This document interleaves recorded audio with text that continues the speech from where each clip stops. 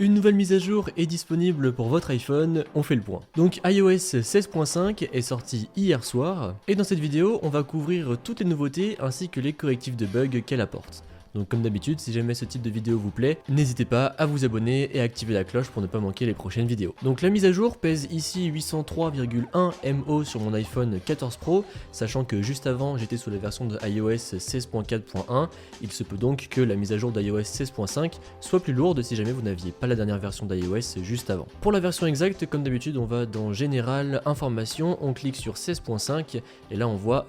20F66. Et on commence par la première nouveauté qui me fait d'ailleurs très plaisir puisque je dois avouer que c'était un petit peu chiant. Désormais on n'est plus obligé d'avoir 50% de batterie sur son iPhone ou bien que celui-ci soit branché sur secteur pour pouvoir installer une mise à jour. C'était déjà apparu pendant les bêtas d'iOS 16.5 et désormais c'est le cas, donc quand vous installerez des mises à jour dans le futur, vous n'aurez plus besoin d'avoir au moins 50% de batterie ou que votre iPhone soit en train de charger sur prise secteur. Et c'est vrai que c'est peu plus mal parce que bon, quand on a 40% de batterie, je pense pas que l'iPhone va vider les 40% de batterie pendant la mise à jour, donc je suis content qu'Apple incorpore enfin cette nouveauté. L'autre nouveauté se trouve cette fois-ci dans les fonds d'écran, puisque si jamais vous voulez ajouter un nouveau fond d'écran et que vous descendez jusqu'à dans la section Pride, eh bien vous allez voir un nouveau fond d'écran qui se présente comme ceci, et en plus de ça il offre une très jolie animation lorsqu'on passe de l'écran de verrouillage à l'écran d'accueil. Autre chose, alors ça je crois que c'est arrivé pour le coup avec iOS 16.4, voire même un petit peu avant, mais je vous en parle ici puisque je ne l'avais jamais remarqué avant. Avec les véhicules électriques, votre iPhone va détecter en fait que vous avez un véhicule électrique, et dès que la batterie de votre véhicule électrique va passer sous les 20%,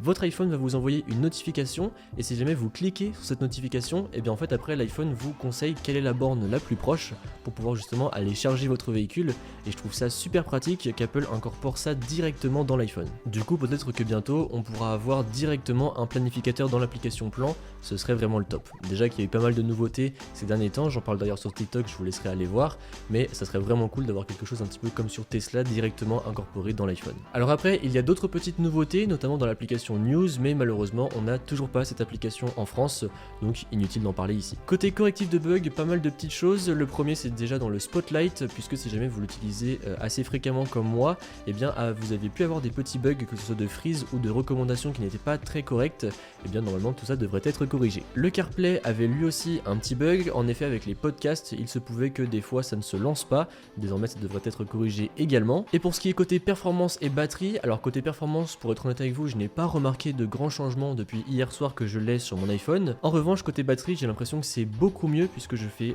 autant de choses avec mon iPhone et ça fond moins qu'avant, et pas mal d'utilisateurs l'avaient noté, c'était le cas pour ma part également. Je trouvais que la batterie fondait quand même assez rapidement avec iOS 16.4.1 notamment, et là tout ça est corrigé avec iOS 16.5. Déjà on pouvait voir que dans les bêtas de 16.5 c'était un peu mieux, et là du coup avec la version grand public ça se confirme, la batterie est tout de même bien mieux qu'avec iOS 16.4.1. Petit côté actualité désormais, j'en ai pas parlé sur la chaîne, mais Final Cut Pro arrive sur iPad, celui-ci sera disponible le 23 mai. Vous aurez deux possibilités, soit vous prenez un abonnement au mois, soit un abonnement à l'année, et vous allez pouvoir monter vos vidéos directement sur l'iPad. Donc à voir comment Apple va incorporer ça, si c'est une version allégé de ce qu'on peut avoir sur le Mac, ou bien si c'est vraiment la même chose mais tout simplement adapté à l'iPad. Et dernière chose, nous sommes à quelques jours de la WWDC qui pour rappel se tiendra le 5 juin, dans laquelle on aura notamment l'annonce d'iOS 17, donc logiquement pour iOS 16 on devrait avoir encore une petite mise à jour, je pense que ce sera iOS 16.6, donc à voir si on l'a avant le 5 juin ou si on l'a un petit peu après comme fait Apple assez souvent. Il lance la dernière mise à jour souvent fin juin, début juillet, et après c'est les bêtas d'iOS 17,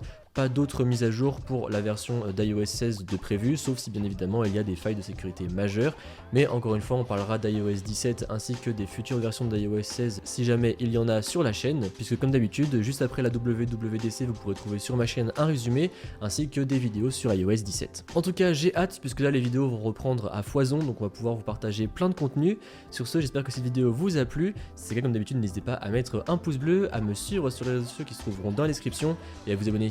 Allez, salut!